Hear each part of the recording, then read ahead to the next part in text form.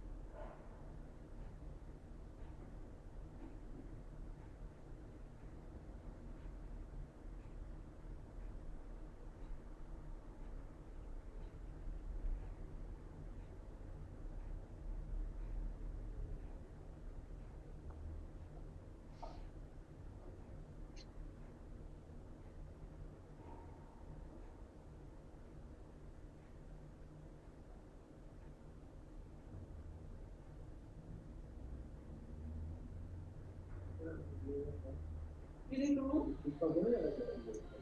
¿Guantes? 22 Tomio.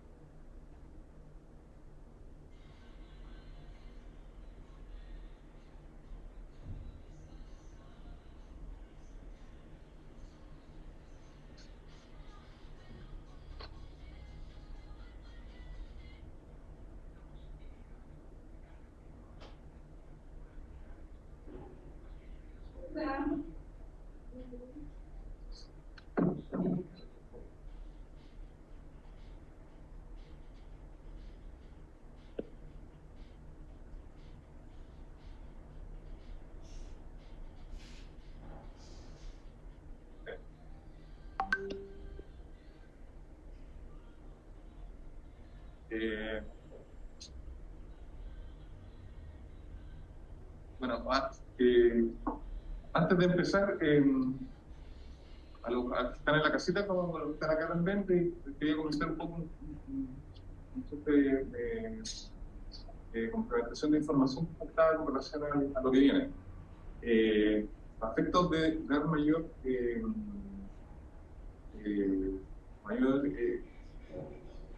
¿cómo decirlo? Amplitud al diplomado y al máster. Este año iniciamos una incorporación de ciertos contenidos que no teníamos en los años anteriores, particularmente el tema de compliance, ¿ya? Y eso se motivó esencialmente por el punto de todos los cada uno nos estaban pidiendo esto, porque lo corporativo está muy vinculado a lo que es compliance. Entonces, este año hicimos una incorporación, una mejora, dando los contenidos de compliance a nivel, digamos, de estructura más metodológica, que es lo que hace el Rodrigo Aldoney. Y la semana siguiente vamos a ver compliance más sectorial, compliance de datos, consumidor, compliance de libre competencia, y vamos a terminar con un compliance de carácter corporativo, ¿ya? Para los que trabajamos para empresas o asesoramos empresas, es una cosa ya, quizá un difícil mínimo saber algo de compliance, ¿ya? Sí, porque le ha tocado ver algunos sistemas, o bien a los que les es ajeno, ya empieza como algo de.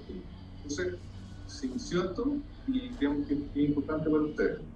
Sin perjuicio de eso, adicionalmente, dentro del diplomado, de años anteriores se les entregaba también a los diplomados una formación de contabilidad básica financiera, ¿ya? Eso lo vamos a entregar, ¿ya? Y estamos programando las clases.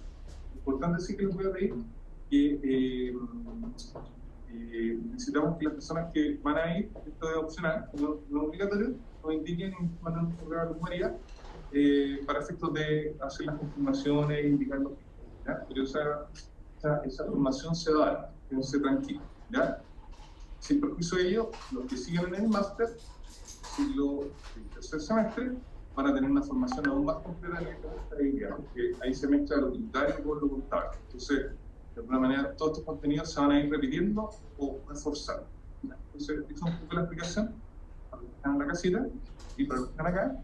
Lo importante es que esto es una mejora, no es una eliminación de contenidos, sino que estamos creando algo que es importante para su formación, ¿ya? Así que eso. No sé si tienen alguna pregunta, consulta. Sí. Entonces, conteniendo las personas que estamos usando el máster en el tercer semestre, sí. Sí. Vamos a tener un libro práctico, curso, una asignatura de educación, de tributario, documento y contabilidad.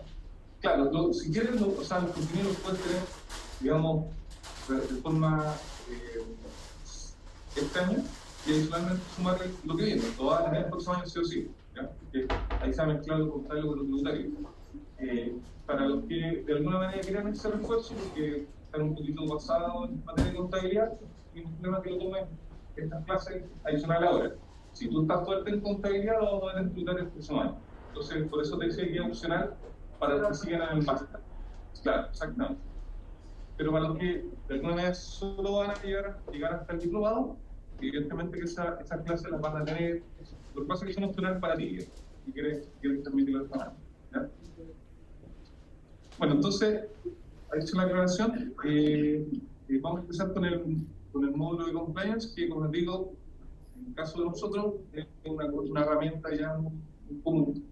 Y bueno, al profesor Rodrigo Aldoney ya lo tuvimos en clase pasada, yo, profesor de Derecho Penal de la Universidad Católica, es el director del área de compliance y compañía, y adicionalmente, bueno, él estudió en Alemania, profesor de Derecho, un gran penalista, así que, Rodrigo, muchas gracias. Personalmente he trabajado con él y es un gran penalista, así que los dejo en las mejores manos. Muchas gracias, Rodrigo. Ya. Muchas gracias, Manuel. Pero van a dar entonces Sí. de contabilidad. Sí. Estamos a indicar la fecha, pero ideal que nos manden un correo porque los que van a asistir de manera presencial para ver cuánto van a hacer los ¿Ya? Bueno, como sugerencia, cuando quieren hacer un cambio tan importante como ese, que sea con una nueva edición del diplomado, ¿no? Sí, no, sí.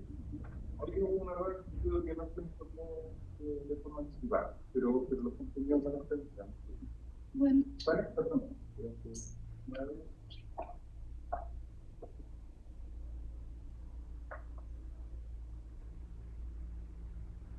Ya.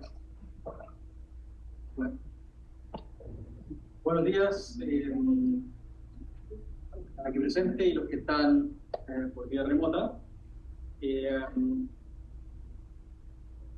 Lo que un poco hoy día es una clase sobre compliance y modelos de prevención, enfocado en esta oportunidad hacia el ámbito del derecho penal, ¿ya? Es decir, se va a analizar bajo una lógica de los riesgos penales para una empresa y cómo esto se debe mitigar.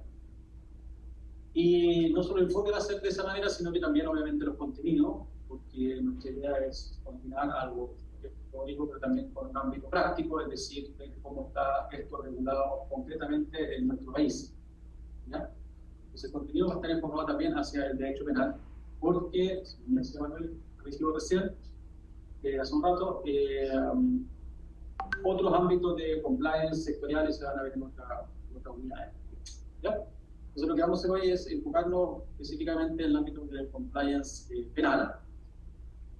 Vamos a, obviamente, en un curso de esta naturaleza no tenemos un conocimiento muy homogéneo, una persona nueva, digamos, que pueden estar incluso trabajando en el ámbito de compliance, puede ser relacionado con ello y otros, escuchar este concepto prácticamente por primera vez. Lo que vamos a hacer entonces es profundizar en ciertos, o sea, hacer una visión general completa, pero profundizar en ciertos aspectos que yo creo que pueden ser relevantes, que sean más novedosos, más de punta, en lo que se conversa en los ámbitos de compliance, pero obviamente sin perjuicio de que en cualquier punto de lo que estemos analizando ustedes mismos, si pasamos muy rápido, hagan comentarios, las preguntas y profundicemos un poco a algunos de otros aspectos que a ustedes les parezca. Entonces, entrando directamente en materia. Profesor. Sí, adelante. Sí, de aquí de la Casa Valeria Cañas, una consulta dentro del scope de la clase del día de hoy. ¿Va a incluir usted la vinculación o la posible vinculación con la 21.121 en cuanto a la administración desleal? Sí, nosotros vamos a ver hoy día más compliance que tipos penales, pero como les decía, podemos ejemplificar harto a través de algún delito u otro según lo que a ustedes les parezca, digamos, ¿ya? Pero esta clase no es una clase sobre delitos obviamente tales, sino que es sobre compliance, ¿ya? Pero vamos a ver inmediatamente, como adelanta la compañera, que eso obviamente hay que vincularlo con los delitos que están tipificados en nuestro país. Muchas gracias. O sea, vamos a verlo al tiro, pero no quiero hacer una clase de compliance así en el aire, sino que ver lo que es, cómo se aplica el compliance. Es un poco, y eso vincula hacia eso. Me dijeron que el control no estaba muy bueno en cuanto a ir avanzando. Estoy aquí viendo cómo. Lo que voy a hacer a través de la pantalla. Más fácil, más ágil, para yo poder estar más.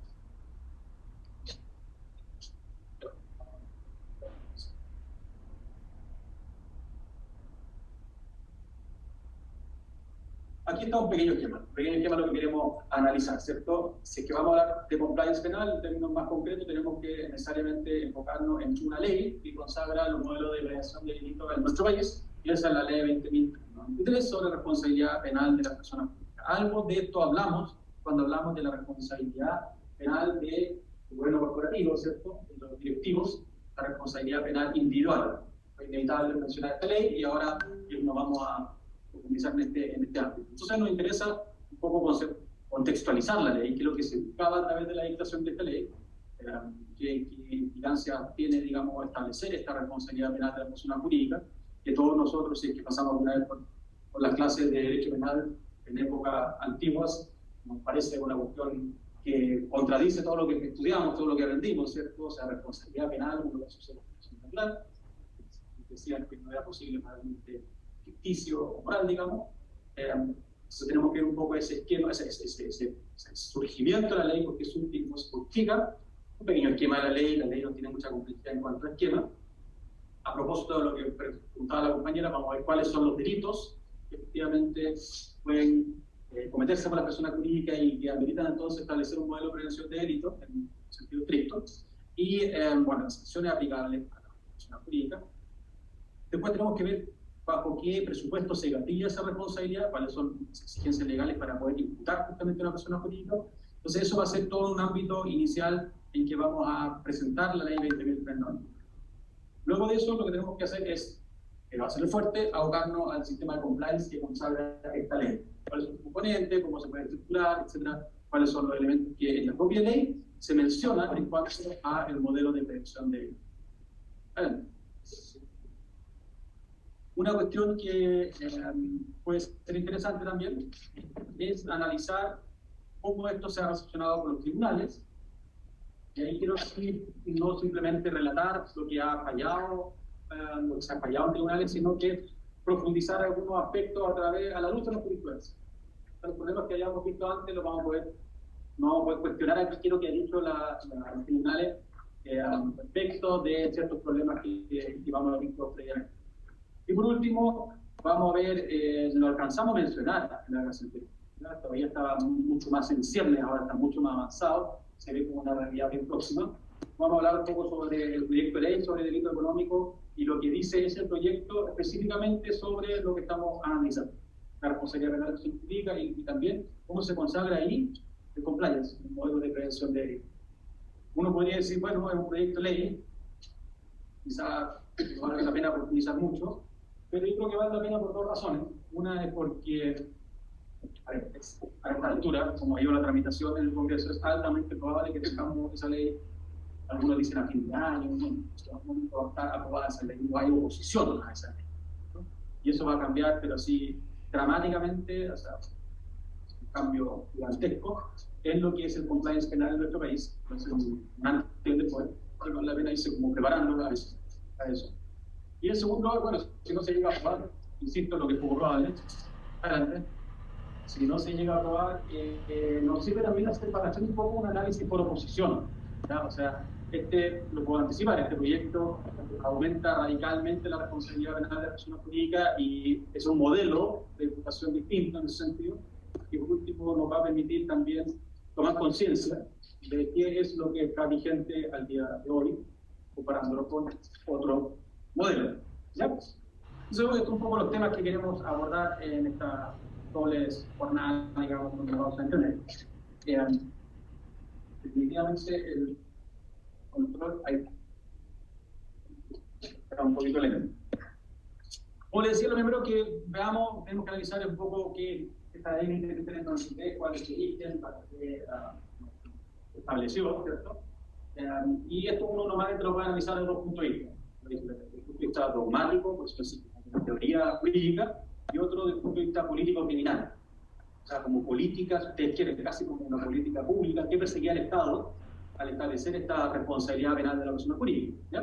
Desde el punto de vista de la teoría jurídica, que probablemente lo saben, ya lo acabo de decir, ¿cierto? Uno siempre creció en su vida jurídica bajo el paradigma de que las personas jurídicas no pueden delinquir, sujetas a delinquir non potens, ¿ya? Y eso se plasma claramente en el artículo 58 del Código Procesal Penal, ¿cierto? La responsabilidad penal, que lo saben, ¿cierto? Aunque no se hayan dedicado al penal, es casi de sentido común, ¿cierto?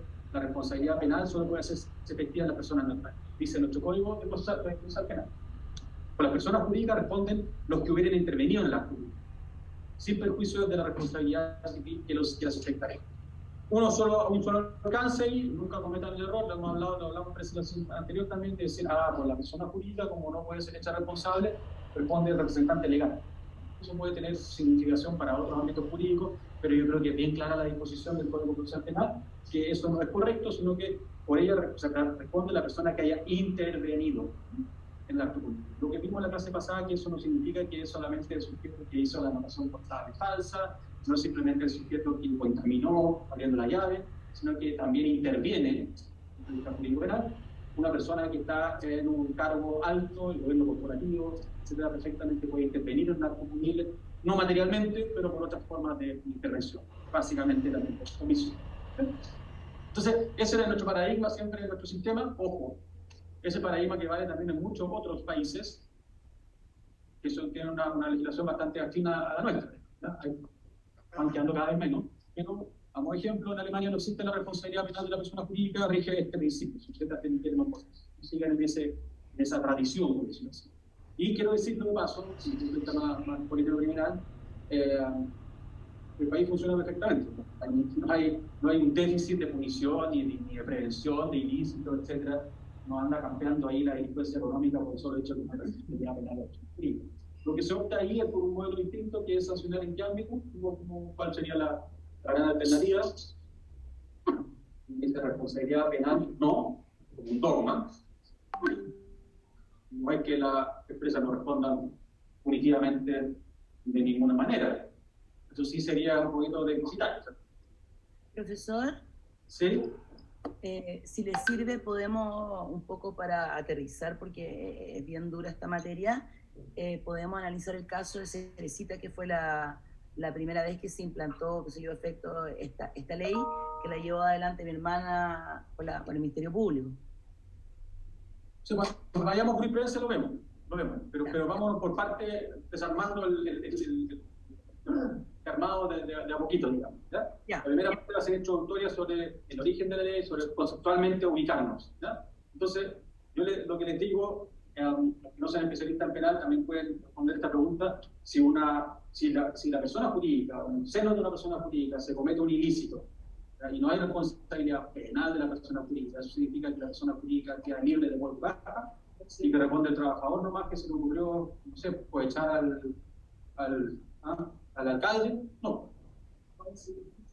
Civilmente, pero eso no es punitivo, ¿cierto? Hay indemnización, qué sé yo, responsabilidad extracontractual, todo lo que ustedes quieran, pero está todo el mundo administrativo sancionado, ¿cierto? Entonces hay países que optan por eso, y las multas son severas, grandes, y son igual de disuasivas, ¿ya?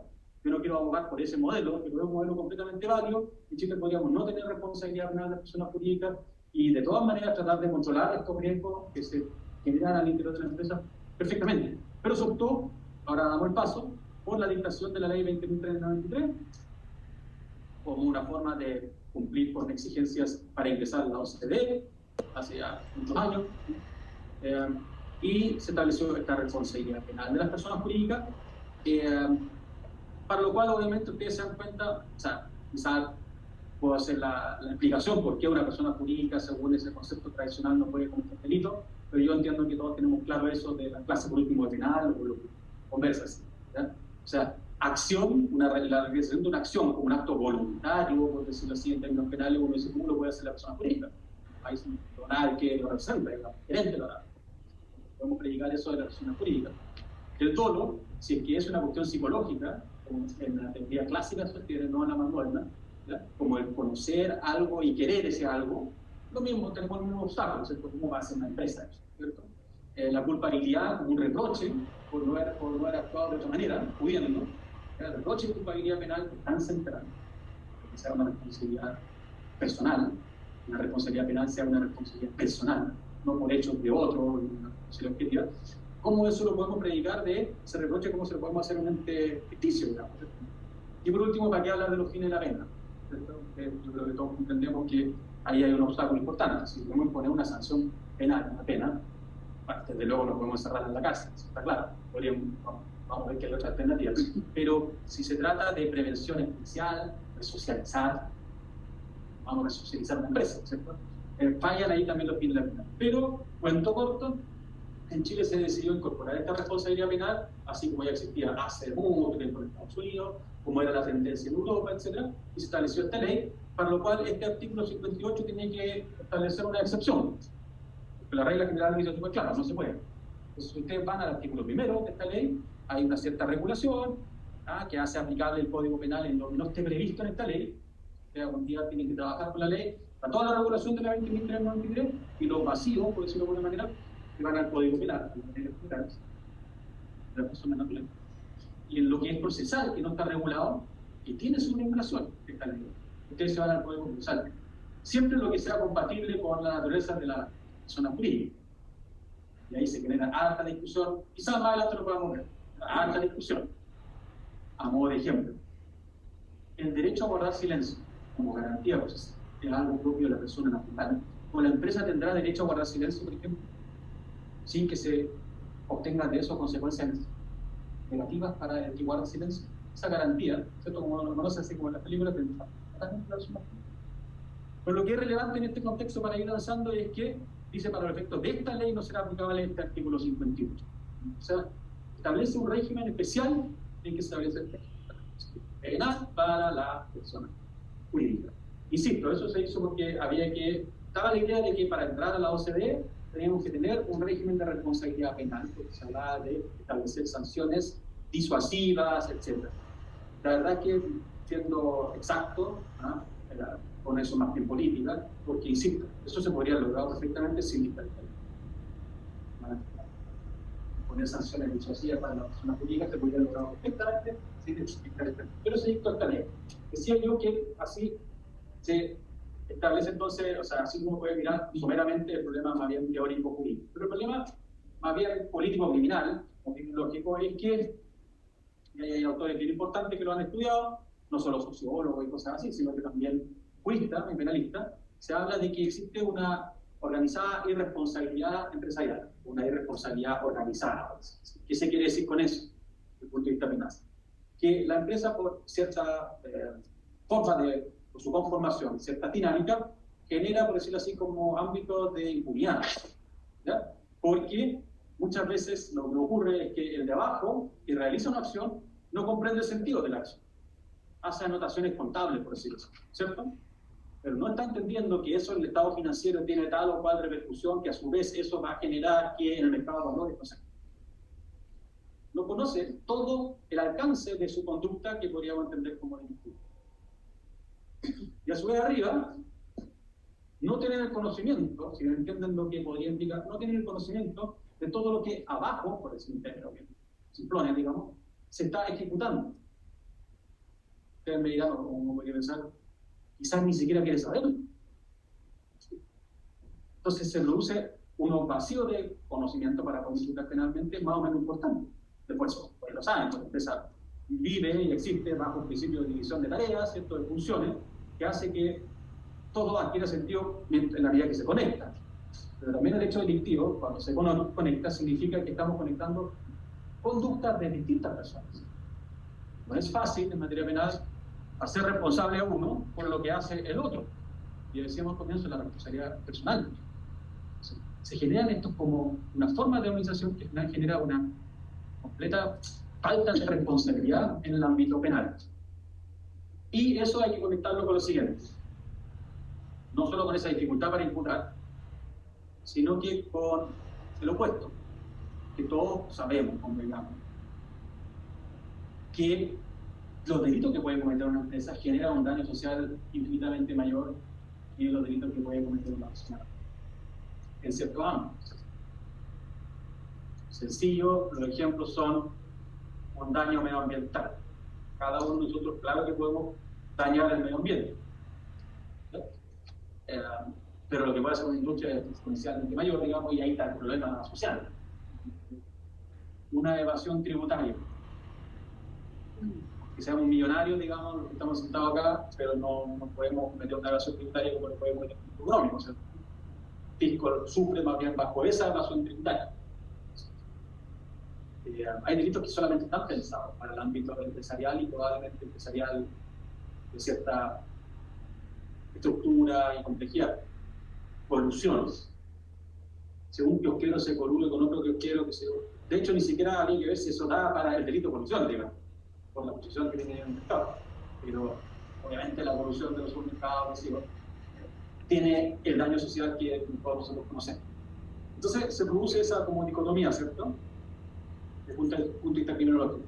Ahí hay un foco de riesgos penales con alta dañosidad social, por decirlo así, pero los instrumentos penales, si es que solamente imputamos a las personas naturales, tienden a fallar. Entonces, desde el punto de vista como político-criminal, es que muchos países dijeron, ¿saben qué? Los penalistas tienen una teoría del delito, un sistema muy bien armado, con mucha filosofía, ¿ya? En que solo se puede imputar a la persona natural, pero desde el punto de vista público eso no nos sirve. Vamos a hacer, no diría que caso omiso, pero vamos a transformar todos estos elementos complicados la culpabilidad, que se lo doble, y se lo vamos simplemente a aplicar.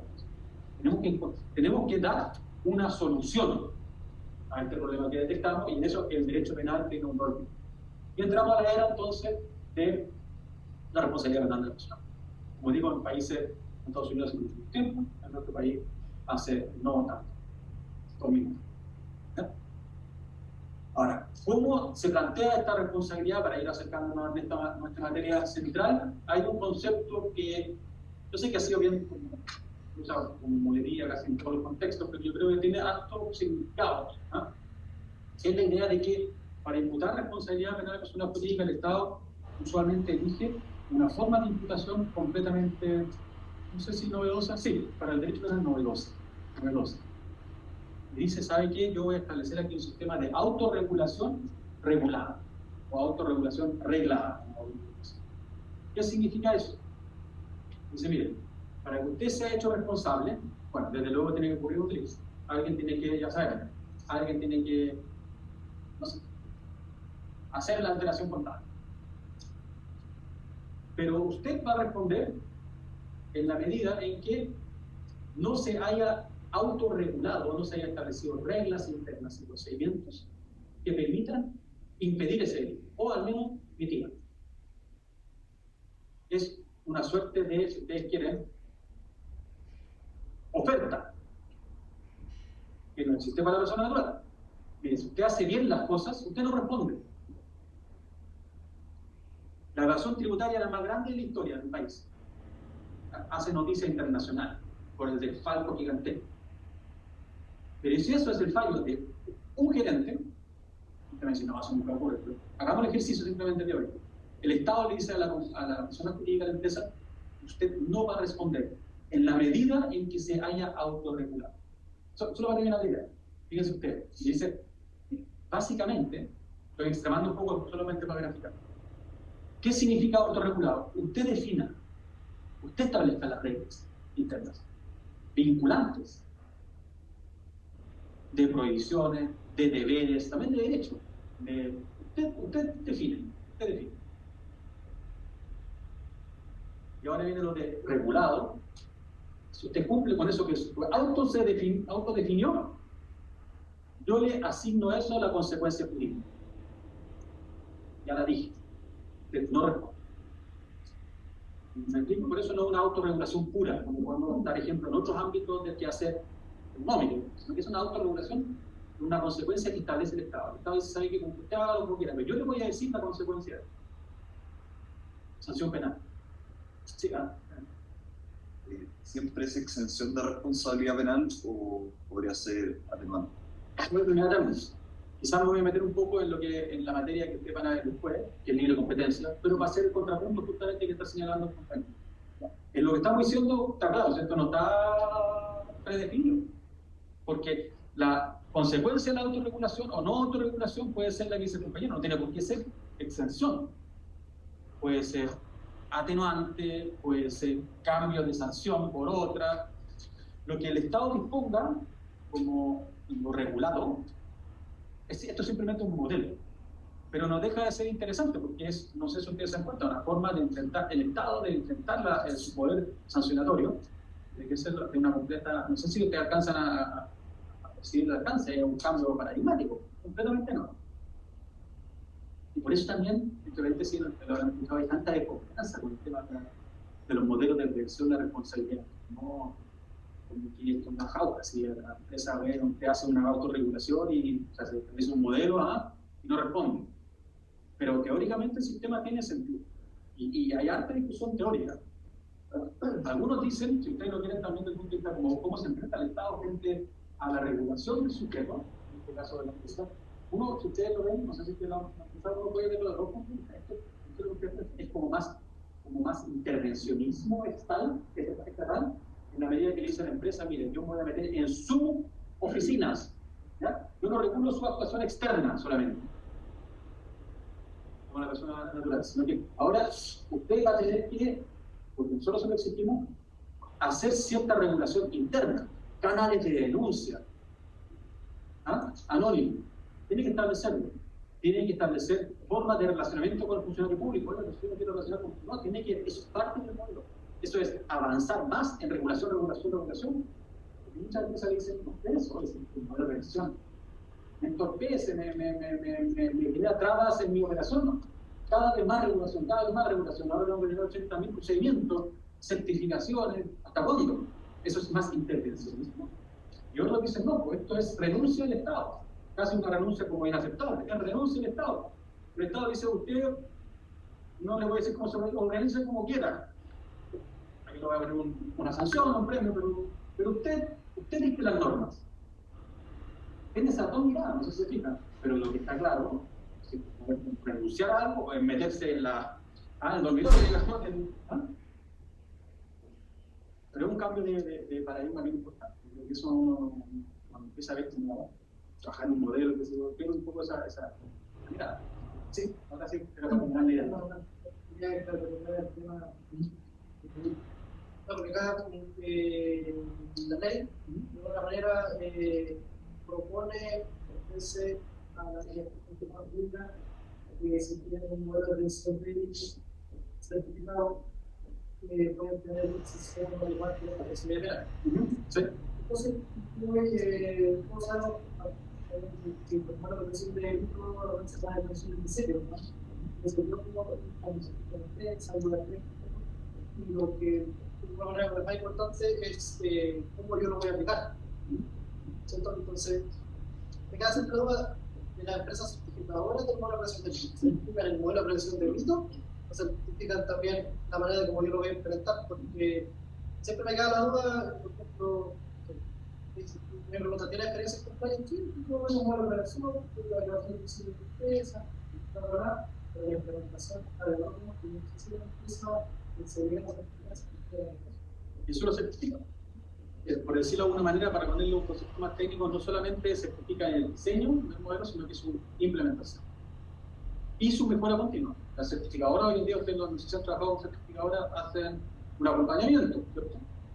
Y van viendo la mejora continua, dejando, por decirlo de alguna manera, tareas. Lo certifican. Esto cumple con la 20.393, yo lo certifico, que cumple con la 20.393. ¿Ya? Pero usted tiene que, en un cierto plazo, mejorarme esto, brechas. Entonces, pero lo que está claro es que trabajo, digamos, seriamente, digamos, ninguna va a decir, ¿sabe qué? Pásame los papeles y en el papel, porque el papel resiste de todo. Vamos a ver después que esa es una de las, como los prejuicios que existen en torno a la venta. De las empresas que certifican modelo.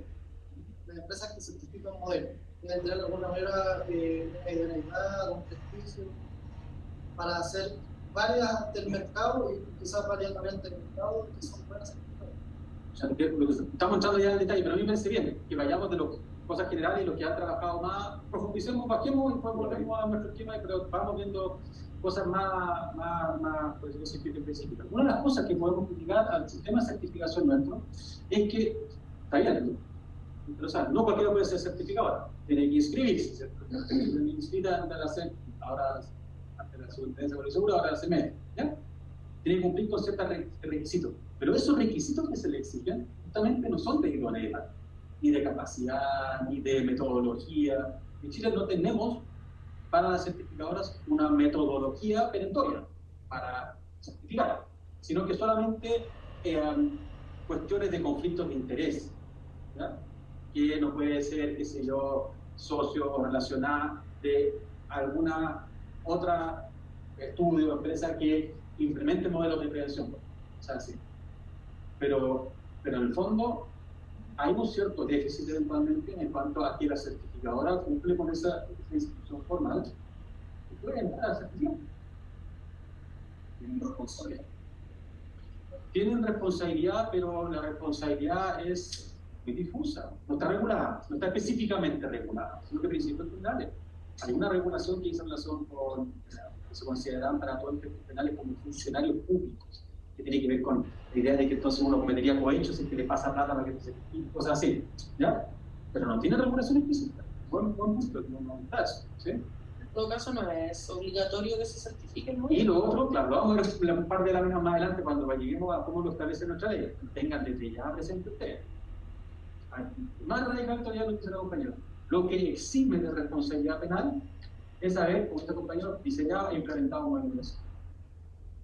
No es la certificación la que exime responsabilidad penal. Ustedes miran para qué hacerlo. Si entramos a otro nivel mayor de profundidad en el análisis, uno ya sabe que, bueno, quizás con eso me descargo un poco en cuanto a pruebas. Eso en derecho penal se llama, ustedes los que han trabajado en derecho penal, ustedes lo podrían asociar, soy una persona natural, con un poco como un problema de error. Oigan, usted me dice que mi modelo está mal implementado, me equivoqué, porque yo pensé que estaba bien implementado. ¿Saben qué le quiero decir algo? Si la certificadora me lo dijo.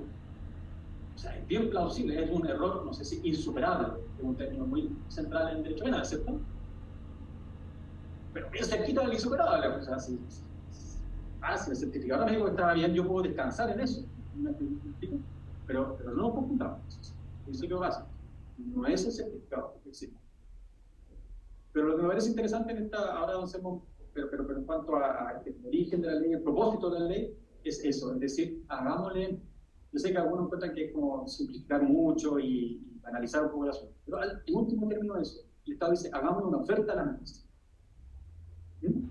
Usted va a responder penalmente, pero usted se puede eximir si se autorregula. ¿Qué significa autorregular? Usted define qué reglas internas. ¿Sí?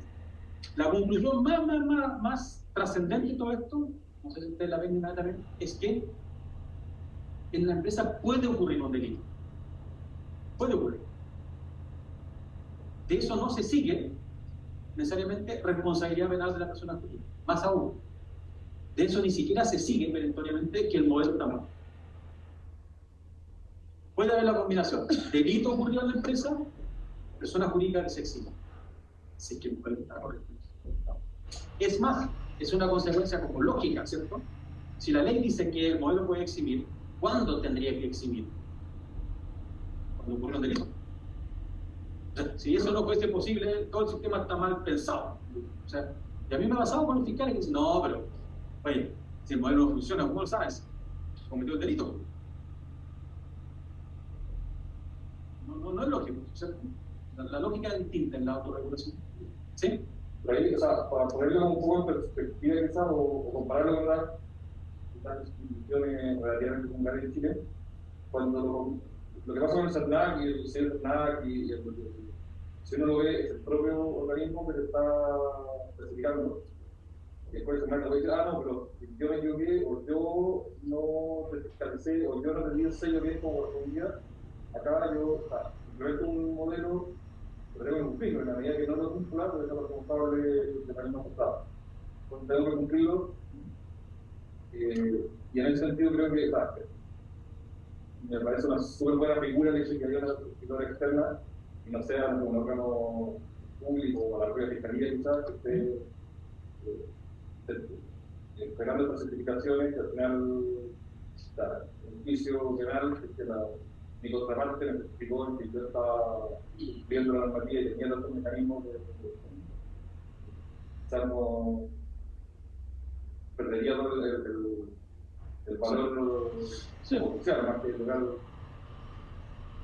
Sí, mira lo siguiente, una nueva generación de modelos de compliance es la que se ha implementado en el ámbito del derecho al consumo, que es posterior. Tenemos ahora modelos certificables por CERNAC, que es entonces, como dice el compañero, una alternativa distinta. También tenemos la materia penal. Tiene sus pros y sus contras, obviamente. Tiene sus pros porque uno ya se sabe que siempre están bajo sospecha la certificadora de que no es que sea cohecho, pero que tratan al cliente como tienen que tratarlo, le pagan.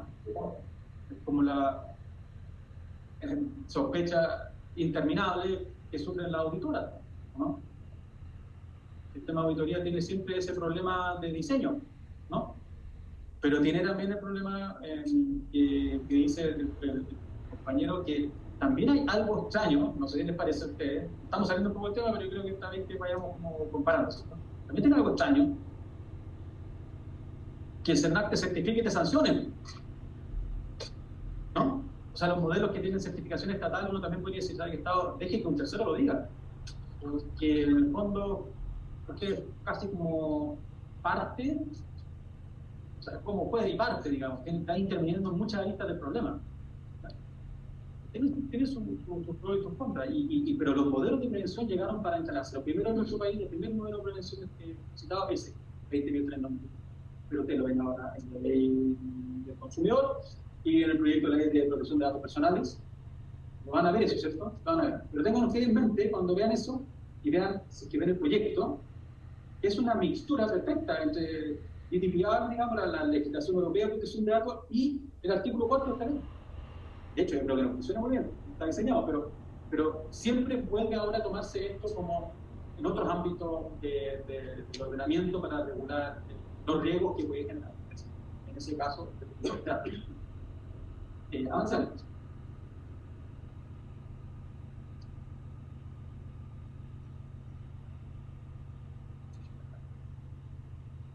El contenido de la ley, solo para que lo tengan como esquema, ustedes pueden ver algún día la ley que no han trabajado con ella, digamos, tiene, bueno, el contenido de la ley, los alcances, una regulación importante de justamente la responsabilidad penal de la persona jurídica, uno es cómo se atribuye responsabilidad a la persona jurídica, pero a mí me interesa harto el artículo 4, ¿cierto? Ahí está. Entonces ya lo estamos anunciando, digamos. Nuestra ley, a diferencia de otras, establece el contenido, si ustedes quieren, ¿cómo llamarlo? Mínimo, el contenido exigido por ley de un modelo de protección de ley.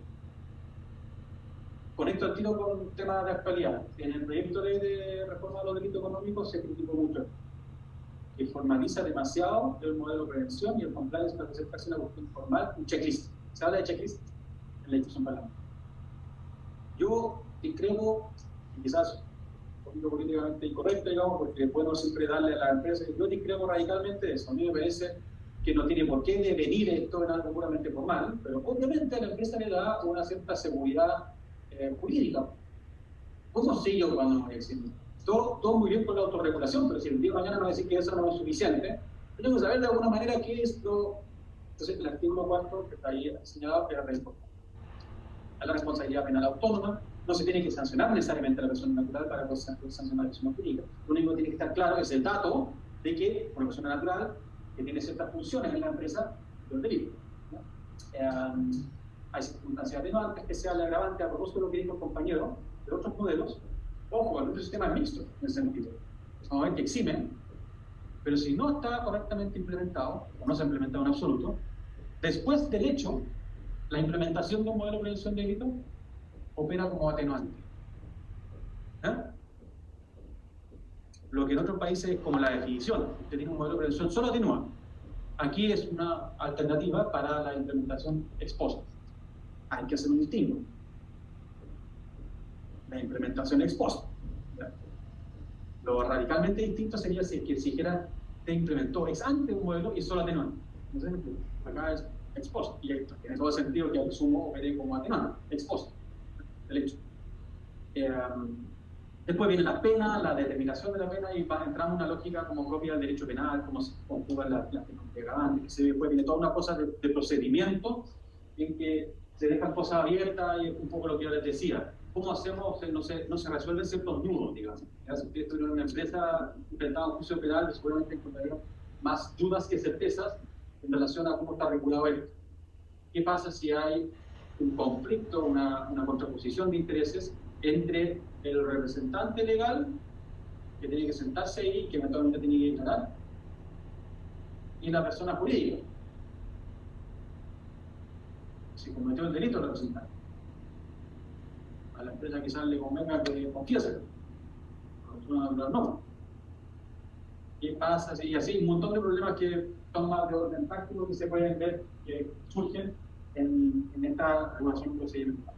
Vamos ahora, hacemos esto, simplemente es una diferencia. ¿A quiénes se le aplica esta ley de responsabilidad penal de las personas jurídicas? Se le aplica a las personas jurídicas de derecho privado y a las empresas. A las empresas del Estado también se aplica. ¿Sí? Pero lo que no, obviamente, se aplica es a las municipalidades, artísticos, a los partidos políticos. Eso se reforma, se ingresa a los partidos políticos. Y también las personas jurídicas de derecho público. ¿Ah? También. Por ejemplo, una vez nos preguntaron, la Secretaría Internacional, una universidad pública que quería implementar un modelo de prevención de delito. Está claro que la universidad privada, personas jurídicas, de hecho privadas, tienen que implementarlo, o sea, tienen que implementarlo. No son empresas, pero bueno, no es una responsabilidad penal de la empresa. ¿No? La persona jurídica de derecho privado. ¿Ya? Pero ¿qué pasa con la empresa pública? O sea, perdón, la universidad pública. Al final la universidad lo implementó igual. O sea, también se nos trae esta consecuencia, pero como no, yo no voy a mitigar posibles riesgos de ilícitos penales dentro de mi universidad, lo hago igual. ¿No? Entonces, tiene algunos como vacíos estos mismos. Empresas del Estado tienen una regulación en algunos aspectos especiales, porque obviamente hay un interés público en que subsistan, sigan funcionando, no solamente el interés privado. Quizá un poquito arbitrario. Esos beneficios que se establecen para la empresa del Estado. Porque los efectos perniciosos que se siguen de una sanción a una empresa privada relevante para su entorno, para los stakeholders, para los trabajadores que eventualmente son despedidos, que se dio el daño colateral, por decirlo así, también existe en la empresa privada importante. Partidos políticos, ustedes dirán, con los desprestigiados que están, los riesgos penales ahí campean, están por todos lados, ¿cierto? ¿Por qué no están incluidos? Bueno, la reforma se van a incluir. Pero estos son los que son sujetos activos, por decirlo así, de esta ley. ¿Sí? Creo que no es esta ley, tampoco es la que crea la unidad financieros, pero hay una relacionada que establece la obligación de hecho de información a la unidad, pero eso es por determinados rubros.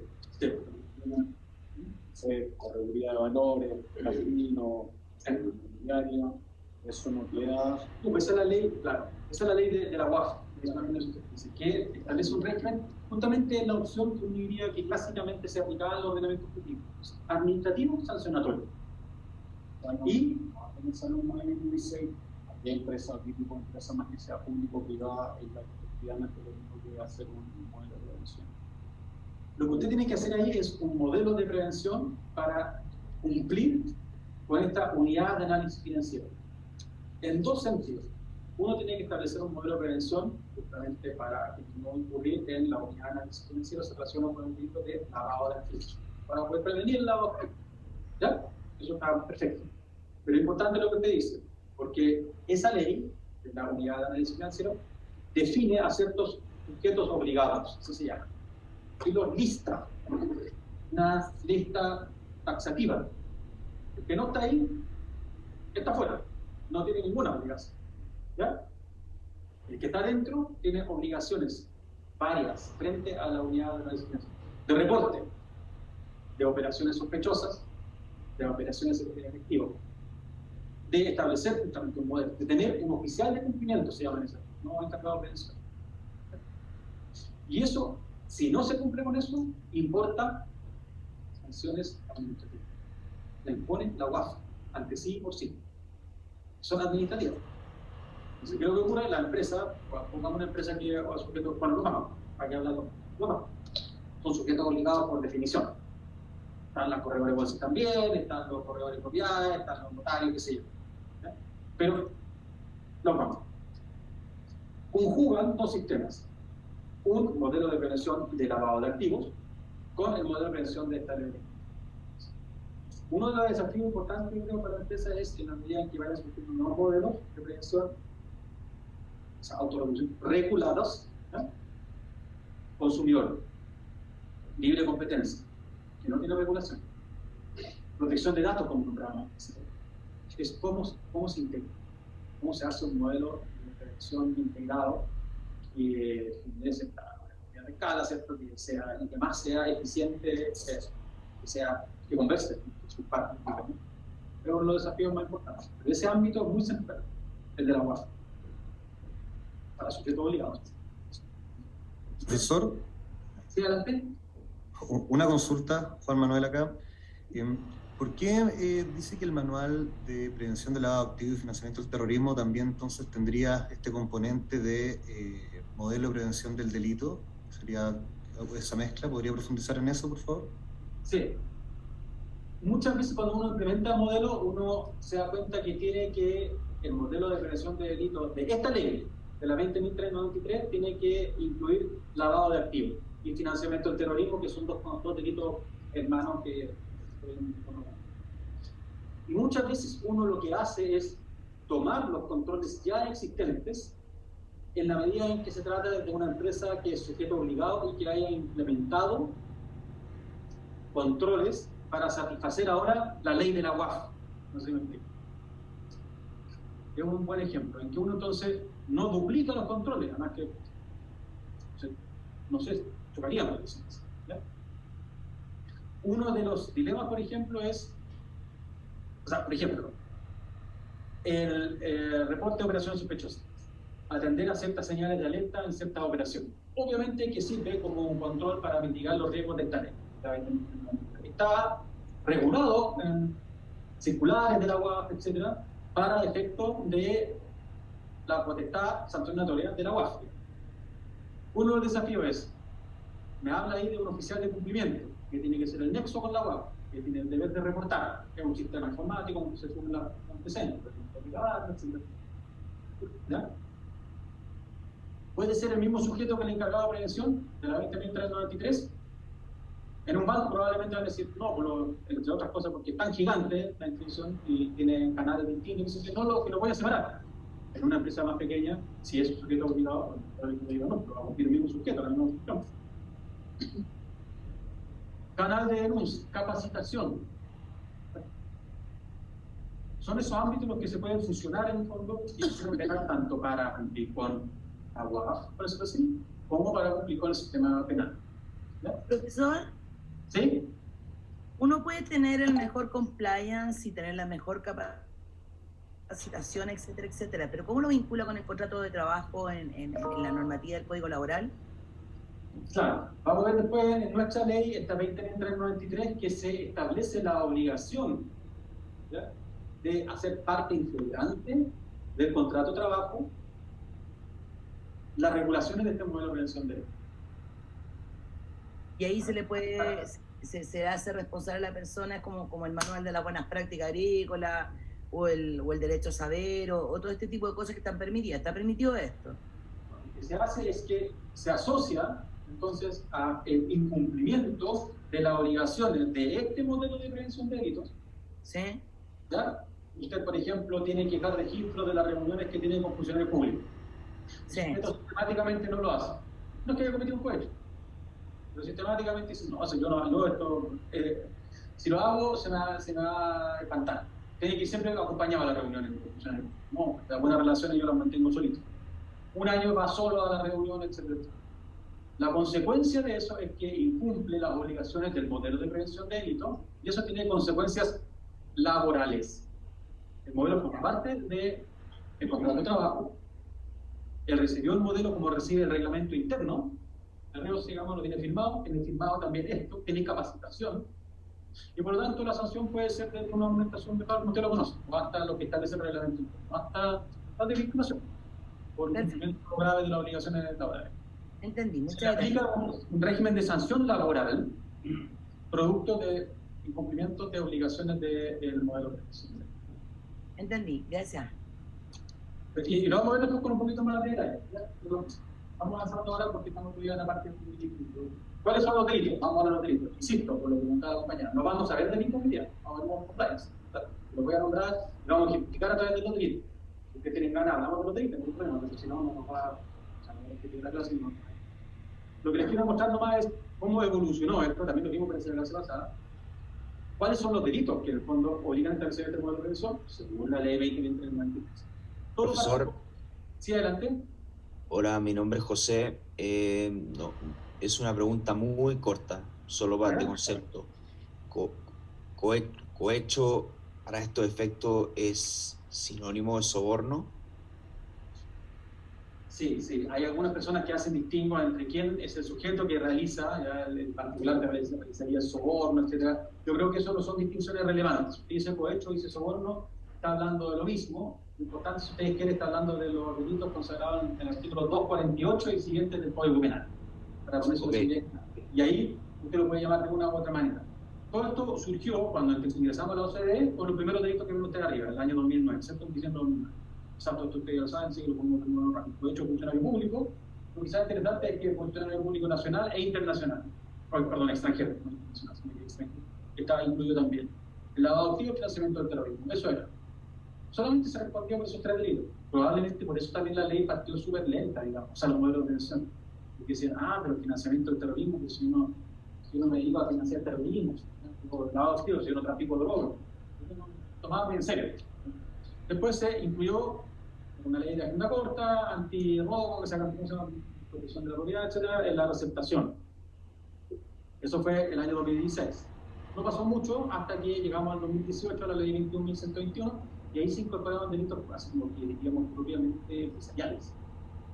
Pero venga, el cohecho privado o cohecho corrupción entre particulares en las relaciones comerciales, no es funcionario público, es la relación en que uno tiene con un proveedor o con un cliente para conseguirlo. Pasa una... Bueno, vamos a poder ver los elementos si me interesa. ¿Ya? Se incluyó una nueva figura de cohecho funcionario público mucho más gravosa, en que uno solamente por ofrecerle un beneficio económico o de cualquier naturaleza, a un funcionario público responde penalmente, sin tener que pedirle nada a cambio. Se endureció el delito, por decirlo así. Basta con ofrecerlo. No sirve la defensa de que si uno le estaba pidiendo nada. Ese alimentar al funcionario público para hacer el nuevo delito de cohecho. Administración desleal, lo manejo fondos de un tercero y dolorosamente le causa un perjuicio. Negociación incompatible, resolver mal los conflictos de interés. Soy gerente acá y tengo mi empresa por allá, también soy gerente, y la contrato en condiciones favorables para mí, digamos, para esa empresa. La apropiación indebida se incorporó, que era bien parecida a la administración desleal. Después nos saltamos al 2019, ahí entró un poco más el movimiento en esta ley. Se incorporó en la ley de pesca, en el 36, una figura de contaminación de agua y de comercialización de productos vivos, veda, etcétera, sobreexplotados. Y ahí el delito que existía siempre era el contaminar agua en forma dolosa, el que a escondida vierte.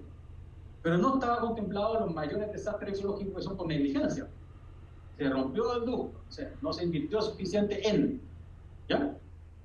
Entonces se estableció también ese delito para las personas naturales y, como ocurre muchas veces en la técnica electricidad, se le sumó responsabilidad penal de las personas públicas. Yo creo que para muchas industrias o hasta rubros de la economía, digamos, este es un problema grave. La contaminación de aguas en forma negligente con responsabilidad penal de las personas públicas. Tiene una pifia de delito, no quiero decir eso, pero que no es un delito propiamente de ecológico y que lo que se sanciona es simplemente superar ciertos niveles, por decirlo en términos bien simples, de contaminación autorizados, o actividad contaminante, sino que este exige un resultado. Aquí exige comprobar el daño al recurso hidrobiológico. Los delitos de, tengo presente siempre eso, los delitos no ambientales están básicamente concebidos no como delitos de peligro, superar cierto umbral, porque daña la salud, porque daña... Pero no es un delito de homicidio o de lesiones, ¿me explico? Tampoco de daño. Entonces no tenemos delitos propiamente medioambientales, tenemos esto, porque exige ese resultado, lo cual es un punto objetivo. Después tenemos, en la pandemia se dictó una ley sobre la obtención fraudulenta de ciertas prestaciones del Estado, ¿cierto? ¿Se acuerdan cuando había esta reducción de la jornada, qué sé yo? Si uno hace un fraude en eso, entonces se estableció un delito y se le sumó a la persona jurídica inmediatamente. Después hay una también COVID, que es cuando el empleador le impone al trabajador la obligación de ir a trabajar a pesar de que está con una situación de COVID, ¿ya? O en una situación de, ¿cómo se llama? Cuando teníamos la cuarentena, etc. ¿Ya? Entonces se lo obliga, comete un delito, ese empleador, ese gerente, lo obliga a la persona ahí, establece la responsabilidad penal de la persona jurídica. Y por último en esta evolución es en la ley de control de armas. Ustedes saben que se endureció la ley de control de armas, ¿cierto? No solamente en penalidad, sino que también en penalidad que se pueden realizar, ¿ya? Y se dijo, ¿sabe qué? Sumemos esto también como responsabilidad penal de la persona jurídica. Ley de armas, ¿ya? O sea, portar o tener armas, pistolas, etcétera, etcétera. ¿Dónde estará el problema para las empresas? ¿Sí? El arma tiene que estar escrita a nombre de la persona jurídica. Es que yo creo que para personas jurídicas el gran tema aquí es, bueno, Sí, tiene que estar incluida la persona para la persona natural, pero, por ejemplo, yo creo que el mayor tema siempre es seguridad, guardias, etc. Y el ámbito clásico de control de armas, como diría, pero ojo, explosivos, manipulación, tenencia, almacenamiento, etcétera, explosivos, especialmente en qué ámbito, minería. Ahí está el gran tema. El tema es que ya no es el gerente que responde si es que se produce, pues, insisto, que se trata del accidente, no es que sea otro tema, ¿no? Sino que el traslado no autorizado por una emergencia, que se lo llevamos para allá, lo dejamos ahí un rato, qué sé yo, infracción a la ley de control de armas, delito. Responde la persona pública. En la ley, o sea, en el Código Penal se modificaron los delitos de trata de personas. ¿Ya? Entonces, claro, uno dice, esas son empresas bien irregulares, pero no. Sabemos que hay trabajo, esto atañe directamente el ámbito, algunos dicen penal laboral, y algunos dicen algo que está muy de moda, no sé si te vas a escuchar en el ámbito cultural, empresa y derechos humanos. Es un tema que está absolutamente en boga. La responsabilidad que se le puede imponer por violaciones de derechos humanos a la empresa y el compliance que conlleva. Esto es un mini ámbito de eso. Se trata de cuando uno hace trabajar a niños, ¿cierto? Obviamente, a personas en contra de su voluntad, la migración ilegal, qué sé yo, configura cierto delito de trata de personas. Eso ahora responde la persona pública. Yo creo que un restaurante en Santiago me lo cancelaron por eso. Sí, pero no por esta ley, todavía. Claro, no Sí, pero siempre vemos casos, ¿no? El mundo agrícola, ¿cierto? Aquí andamos con cosas y ahí se producen estas situaciones. Yo escuchaba que el cartel famoso de Aragua, ¿cómo se llama? Hay información en una investigación de la Fiscalía de un traslado de, no sé, eran miles de personas, no sé, del norte hacia la región de Maule, parece algo así, se había descubierto cómo se trasladó a esa gente. Pero eso es tráfico de personas, migrantes, y normalmente es para fines de explotación laboral. Esas personas que se les quita el pasaporte no tienen nada y no se les paga, de una forma más de esclavitud. Bueno, o sería penal para el que emplea a esas personas o tiene, ojo, ese punto. Ahí podríamos dar toda la clase que tiene en régimen de subcontratación o en régimen externalizado. Dice, yo no tengo ni idea, aquí los temporeros vienen, yo no me hago cargo, ¿no? No, cuidado. Hay un riesgo penal ahí ahora mayor. Y por último, lo que se acaba de establecer, ahora el 6, acá de publicarse, la nueva ley de delito informal, que también entonces acarrea responsabilidad penal de la. Pero yo creo que esto es todo. Yo creo que si ustedes leen este catálogo, ya lo han leído quizás antes, o si lo leen por primera vez, ustedes se dan cuenta de que hay algo súper llamativo. O sea, se trata de mitigar los riesgos penales que genera una empresa, con todo respeto por los sectores, digamos, pero eso no es el gran tema de las empresas. Entonces que se dedicarán a la aceptación, pero no es el gran tema. Aquí vamos a andar con cosas, ¿no? Y tampoco el tema del COVID pasó, o tampoco el tema, usted me dirá, no, pero la muchacha del sí está bien, pero no sé si ustedes se dan cuenta inmediatamente que esto no responde a ningún diseño legislativo más o menos orgánico de nada. Es decir, agregando los delitos, y ustedes si ven las discusiones parlamentarias, un nuevo delito y alguien dice, oye, y sumamos de la 20.393. Miren, este delito, lo digo inmediatamente, el de la trata de personas, ahí dice, de hecho, fue tan al lote introducido en la responsabilidad penal de la empresa que no resulta aplicable. Porque se sumó el artículo primero, que genera responsabilidad penal de personas jurídicas, los delitos del artículo tanto. Metámoslo ahí, listo. Pero a ninguna asesor parlamentario se le ocurrió decir que sabe que, ojo, tenemos que también sumarlo, pero en el esquema de la ley. Abajo, cuando dice las penas que se asignan a los delitos. Porque si no tenemos algo, cae cajón, pues hay que ser penalista para eso. Si no tenemos algo que es un ilícito, pero que no tiene asignada pena. Este delito no es aplicable porque no tiene asignada pena.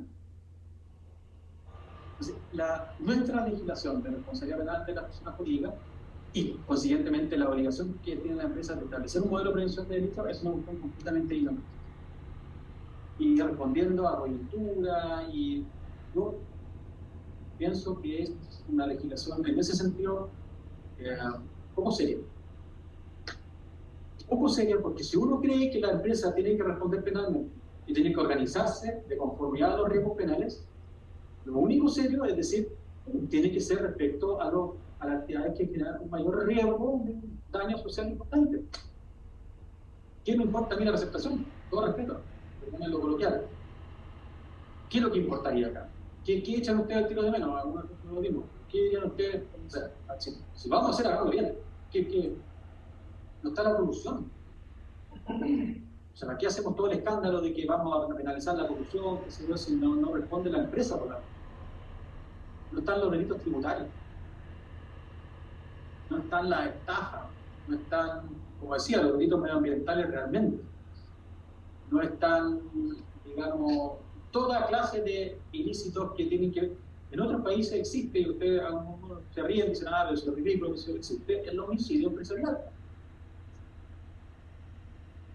Y no se trata de que la empresa vaya a estrangular a los trabajadores, pero sí los accidentes de trabajo. Las empresas que exponen a sus trabajadores en su integridad física de la vida, tiene harto más sentido. Si la empresa es una fuente de peligro, de riesgo, que eso esté incluido. Esto es nuestra ley. ¿Cuál es el tema? Los compliance. Que si ustedes implementan un modelo de organización, es ultra casuístico. Tienen que entender dónde está el riesgo, por ejemplo, de control de área. En la matriz tienen que identificar los riesgos y mitigarlos. O llegar a la conclusión de que no aplica. Yo a veces tenían que dejar la pestaña en el Excel de tal delito, no aplica.